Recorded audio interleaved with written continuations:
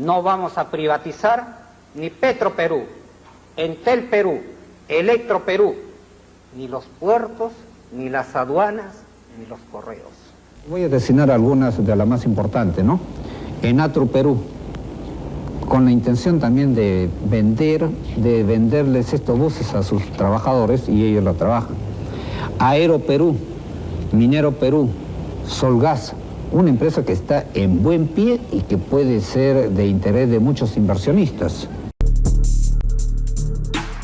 Sobre el rol empresarial del Estado, quiero decirle con claridad que nosotros mantendremos el control de las principales empresas públicas en las áreas donde el interés social así lo aconseje.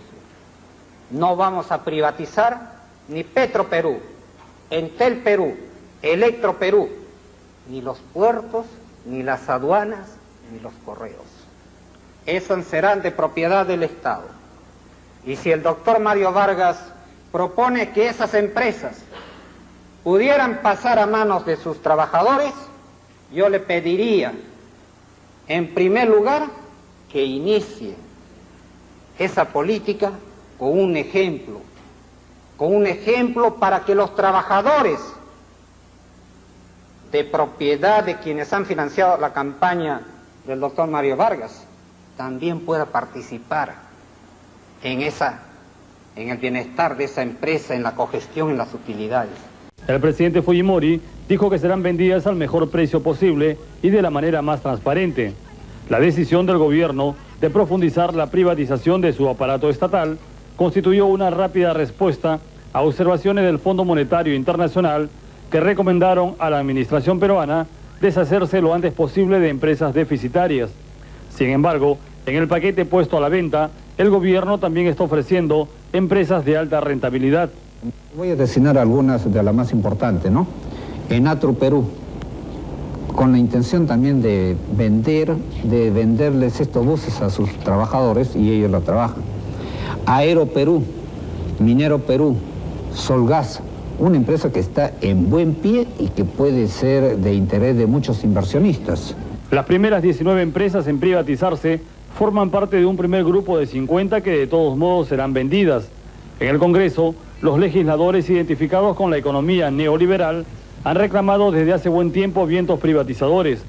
En Perú existen aproximadamente 250 empresas públicas, pero la mayor parte de ellas solo generan pérdidas millonarias al fisco. Según el Fondo Monetario, deshacerse de estos pesados fardos más que una obligación es una necesidad imperiosa. De allí que Perú decidiera por fin profundizar su política de privatizaciones. Todo tipo de problemas. Las privatizaciones fueron su gran caja chica, la fuente de su clientelismo. Vendió el país a precio de huevo roto, subvaluó empresas, nos dejó sin sectores estratégicos y descapitalizó el país, porque a los postores les dejó carta libre para hacer y deshacer a su antojo. Las privatizaciones fueron ideológicas, no correspondieron a una estrategia. Lo único que importó fue hacer caja a como diera lugar. Y esto es lo que se vendió: electricidad 68%, agricultura 35%, de la minería se vendió el 90% de las empresas estatales, en manufactura el 85.5% y de hidrocarburos el 68%. Todo por 9.221 millones de dólares, de los que solo ingresaron al Estado poco más de 6.000. La diferencia en gastos varios, impuestos, pago a burocracia dorada, saldos de empresas que no pagaron. Y de los 4.880 millones que gastó de la privatización, el 45% lo destinó a la compra de armamento de ese que ahora se cae y al pago de deuda externa, algo que por ley estaba prohibido. El dinero de la privatización debía ir al desarrollo social y a la pacificación interna. Vayamos con algunos hitos de la privatización. Petroperú se vendió por partes y se subvaluó. Ahora estamos pagando el precio más alto de la región en combustibles. La refinería La Pampilla se vendió el mercado más importante del país por 180 millones de dólares, cuando tenía unas utilidades anuales de 85 millones. Se vendieron los lotes petroleros con reservas aseguradas. Se vendieron los grifos uno a uno, como si fueran papayas. En concepto de alquiler, daban al Estado 38 millones de dólares anuales y se vendieron por 78.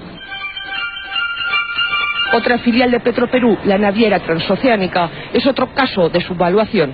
Los buques que tenía estaban en buen estado y estaban valorados en 85 millones de dólares. Pero la CEPRI valoró la empresa en 21 millones de dólares. Nos quedamos, además, sin transporte nacional de combustible. Otro caso clamoroso es Solgas, también filial de Petroperú. Se vendió por 7 millones de dólares, cuando solo su edificio principal estaba valorado en 5 millones de dólares y tenía unas utilidades anuales de 2 millones. Esto fue en 1992. 4 años más tarde, en 1996, los que compraron a este precio la vendieron a Repsol por 50 millones de dólares. Aquellos que argumentan que la venta de Petroperú, Centromin Perú o Ciudad Perú generaría inseguridad en la defensa de la soberanía nacional, pienso que no conocen los hechos, es todo lo contrario. Cuando Fujimori quiso reaccionar ya era demasiado tarde. De Petroperú solo quedaba la chauchilla. Aeroperú fue otra de las perlas de la privatización. Nos quedamos sin una línea de bandera nacional porque se vendió por vender al Grupo Aeroméxico, que la liquidó al poco tiempo. La minería fue sin duda otra de las piezas angulares. Fujimori les dio un marco tributario que hasta ahora es el origen de muchos conflictos sociales. No puso límites a la contaminación. Taso Hierro Perú se presentó como el espaldarazo de la privatización. Se valoró en 22 millones de dólares y la empresa estatal china Shougang la compró por 120 millones de dólares, más el compromiso, hasta ahora incumplido, de invertir 150 millones de dólares más. Se les vendió las reservas de cobre y hierro por más de 200 años. Ahora la empresa china lo que ha creado es un grave conflicto social. Contamina, paga salarios de miseria, pero exporta 120 millones de dólares al año. Seguimos con la minería. Centromin era la principal minera del centro del Perú, era una empresa integral. Doerram compró una parte, Volcan la otra. En los dos casos no pagan casi impuestos, contaminan, no han cumplido con sus compromisos de inversión y tienen utilidades millonarias. Se vendieron a precio de risa. Por ejemplo, el yacimiento de Cerro de Pasco se pagó 61 millones de dólares cuando tenía utilidades de 20 millones al año. Nosotros evitamos y hemos tomado en este momento el local a fin de evitar que en este gobierno, que ya está en las postrimerías, se llegue pues a una coligazón a entregar pues a unidades estratégicas que son de interés del país. Minero Perú también se regaló. Solo un ejemplo, por el yacimiento de cobre de Quellaveco se pagó 12 millones de dólares y el compromiso de invertir 2.800 millones más. Y hasta ahora solo se ha invertido 70 millones. La misma empresa que compró Quellaveco pagó por un yacimiento en Chile, que era la tercera parte, 180 millones de dólares. Y además se privatizó la luz, el teléfono, vendimos la carne y nos quedamos con el hueso. Hizo del país una combi, nos llenó de carros de segunda, trajo las AFP sin condiciones. Definitivamente fue el hombre guantán, obertura transparente, fondo triturado. Él sí que cumplió con perder una oportunidad histórica. Al fin y al cabo, era un japonés sin respeto por el país que lo acogió. Increíble, ¿no? Qué sensación la que uno tiene después de ver esto. Para contarles una anécdota, Aeroperú se vendió en 19 millones de dólares. Solo las rutas de Aeroperú, solo las rutas, costaban 120 millones de dólares. Los tramposos mexicanos, los mafiosos mexicanos que la compraron, encima la usaron para lavar dinero y luego la cerraron. Yo quiero decirle al señor Kuczynski que él está debatiendo conmigo, no con mi padre. Muchas gracias.